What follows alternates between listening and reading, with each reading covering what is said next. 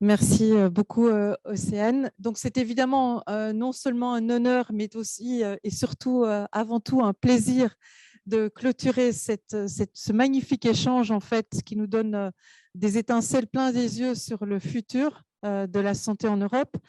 Donc, on est très heureux, en fait, avec toute l'équipe de la présidence française de l'Union européenne, du Conseil de l'Union européenne pour le numérique en santé, d'accueillir cet événement qui fait partie effectivement du programme événementiel.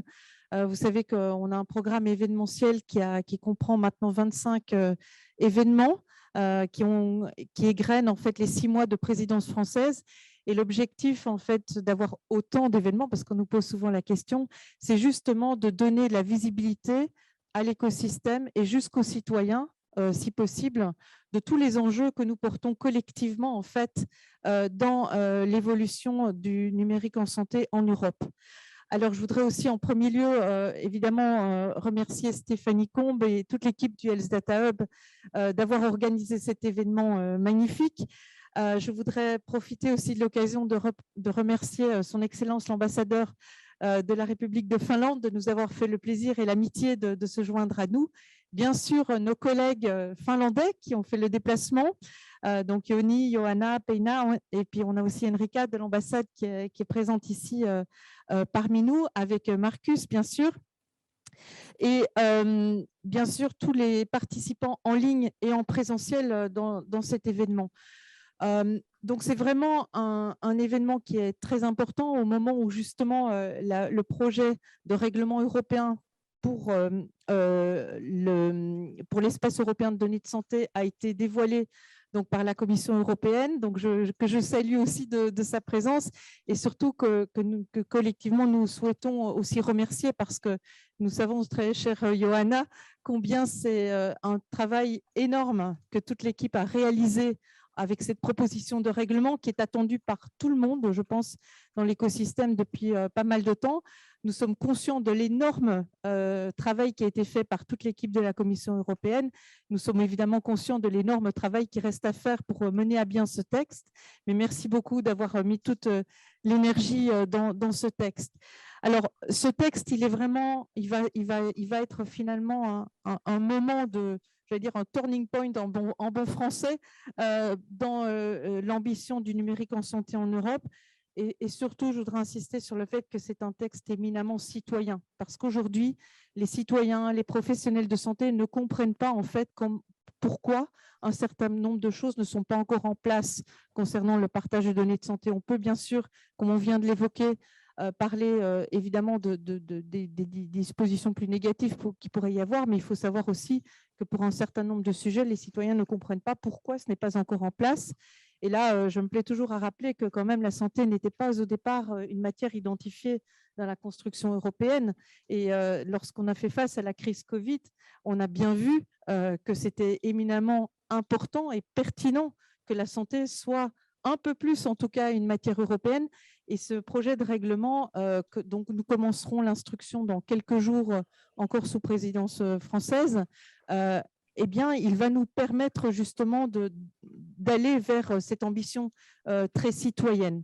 Alors, pour démarrer aussi dans des bonnes conditions l'instruction de ce texte, sous la présidence française, nous avons souhaité apporter un petit peu notre pierre à l'édifice en contribuant de manière la plus constructive possible pour faire avancer les choses dans une manière très positive. Et c'est pour ça que nous avons proposé justement de nous adresser directement aux citoyens en proposant avec nos collègues des 27 pays, plus certains pays qui ne sont même pas dans l'Union, qui ont collaboré aux travaux, donc de proposer des principes éthiques pour le numérique en santé, ce qui permet de donner un cadre rassurant et direct aux citoyens, puisque ces principes sont rédigés dans un langage direct pour que chacun puisse les comprendre. Donc, ce n'est pas un document, je dirais, dans un langage administratif, c'est un langage direct vis-à-vis du citoyen. Ça a été un gros effort et une grosse collaboration au niveau européen pour y arriver. Et je salue aussi le fait que la Commission ait de manière très agile repris en fait ces principes dans la rédaction du texte du projet de règlement. Donc, c'est qui est quand même un élément très important. Alors ici, autour de cette discussion, nous avions finalement des pays qui sont quand même pionniers, on peut le dire, sur le partage des données de santé. Et il faut saluer ce partenariat qui existe maintenant depuis plusieurs années entre la Finlande et la France pour porter le partage des données du secondary use of data. On pense vraiment que c'est absolument nécessaire de remonter la barre et que l'ensemble des pays européens puissent se joindre à cet effort. Et donc, nous attendrons avec impatience, évidemment, le démarrage du pilote qui va pouvoir, de manière très concrète, nous donner la perspective de comment on va lever toutes ces barrières qui, finalement, nous empêchent d'avancer au rythme que nous voulons.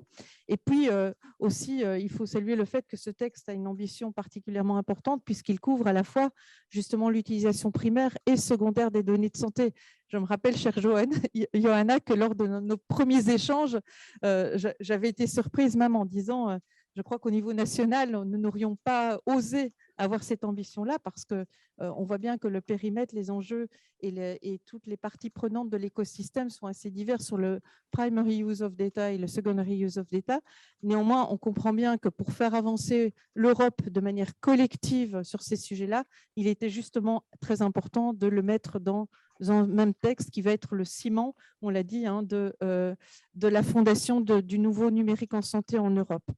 Donc, je voudrais aussi vraiment rappeler à quel point, donc, pendant la crise Covid, on s'est dit, mais si ce texte avait déjà existé, on aurait pu aller plus vite, mieux, sur un bon nombre de sujets. Je vois M. Hamelin qui sourcille, mais c'est exactement ça. On s'est dit, mais vraiment, ce texte, on en a besoin pour l'avenir parce que s'il avait déjà été en place, on aurait pu être beaucoup plus actif, beaucoup plus agile, bien que l'Europe se soit montrée très active et très agile, en dépit du fait, donc encore une fois, que la santé n'est pas une matière européenne. Alors, on va avoir un certain nombre d'impacts et de conséquences qui vont toucher la gouvernance, qui vont toucher la gouvernance au niveau européen, qui vont toucher la gouvernance au niveau national, certainement. On va avoir un nouvel encadrement, bien sûr, de notre sujet de partage des données de santé, avec un certain nombre de règles qui vont devenir obligatoires. Et Emmanuel a bien dit tout à l'heure aussi que ça pouvait même nous aider au niveau national à lever un certain nombre de barrières. Donc, ça va être très important en fait d'actionner donc ce texte. Donc, notre souhait collectif aussi, c'est que l'instruction de ce texte se fasse de la manière la plus sereine possible et qu'elle ne prenne pas trop de temps. Et ce temps qui peut être long dans une négociation européenne, nous espérons qu'il pourra être au maximum limité de façon à ce qu'on ait une entrée en vigueur de ce texte au plus vite.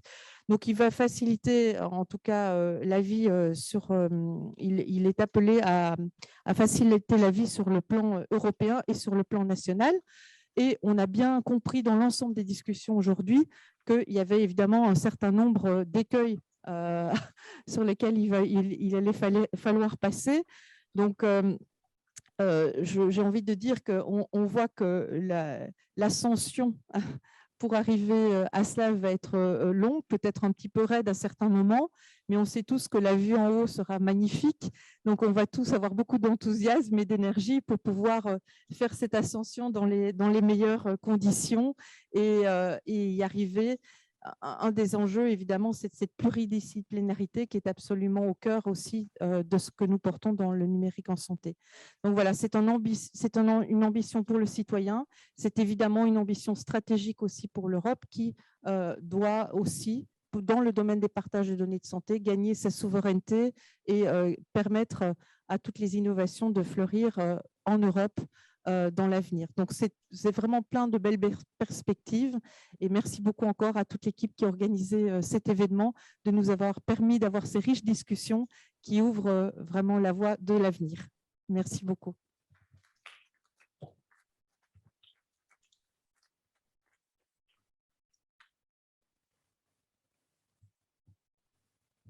Thank you very much, Isabelle. Merci beaucoup. Merci beaucoup.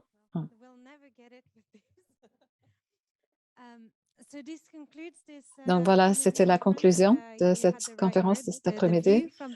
Vous avez dit, la vue, une fois en haut, sera magnifique. Donc ça, c'était le bon mot. Merci à tout le monde. Merci de noter qu'il y aura des replays, si vous voulez. Et comme Mike a dit, la discussion continue de toute façon via les les réseaux sociaux et toutes les discussions et les actions conjointes que nous avons commencées, que nous allons continuer. Merci beaucoup et à bientôt. Merci.